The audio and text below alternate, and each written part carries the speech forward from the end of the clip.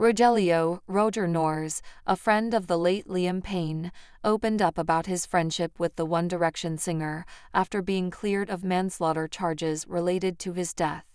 In an interview with readers published on Friday, March 7, the Argentinian businessman said of Liam, "As a friend, you see them having a drug problem, and you do what you can, but at the end of the day, it's their decision."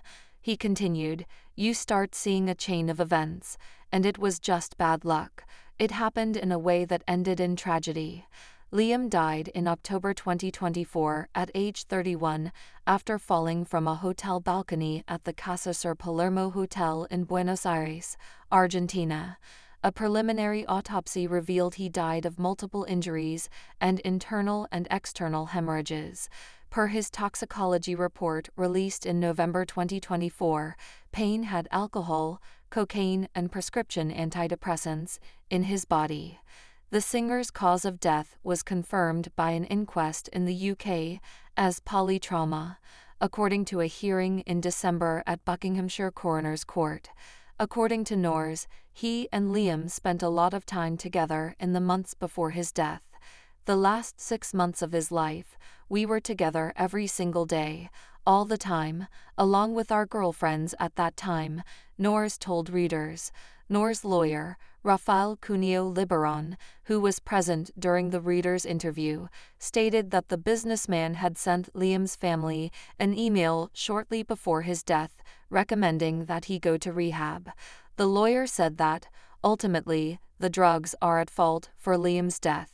Nors also addressed the backlash he has received from Liam's fans, acknowledging their feelings. "When someone you grew up with their voice, their songs, and all of a sudden they're gone, it's hard to deal with," he said. "They're trying to find an explanation." In December, Nors was charged with manslaughter alongside hotel manager Gilda Martin and receptionist Esteban Grassi. At the same time, hotel employee Ezequiel Pereira and waiter Brian Payne were charged with supplying drugs to Liam. A statement claimed that Nors was charged after allegedly failing to fulfill his duties of care, assistance and help toward Liam, and that he abandoned him, knowing he suffered from multiple addictions.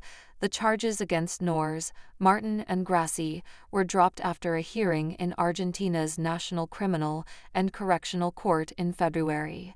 Pereira and Payne remain in prison as they await trial. In January, Nors sued Liam's father Jeff Payne for defamation. In a lawsuit obtained by PUPL, Nors claims that Jeff made sworn statements that were false, contained material omissions, and many parts were not based on personal knowledge that have been shared in the media and caused injury and damages worth more than $10 million.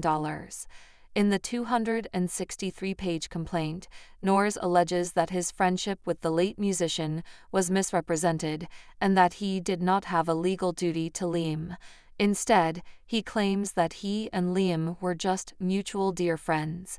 In the complaint, Nors pledges all net financial proceeds of the judicial proceedings for the benefit of Liam Payne's son, Bear. Liam's family issued a statement to the BBC on March 3, condemning the constant media attention following his tragic death. "Liam's death was an unspeakable tragedy," the statement read. "This is a time of tremendous grief and pain for those who knew and loved him. Liam ought to have had a long life ahead of him. Instead, Bear has lost his father, Jeff and Karen have lost their son, Ruth and Nicola have lost their brother, and all of Liam's friends and fans have lost someone they held very dear."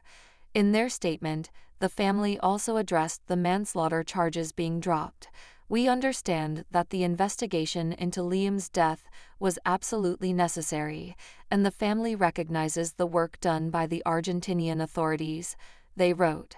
However, the family accepts the Court of Appeal's decision to drop all charges.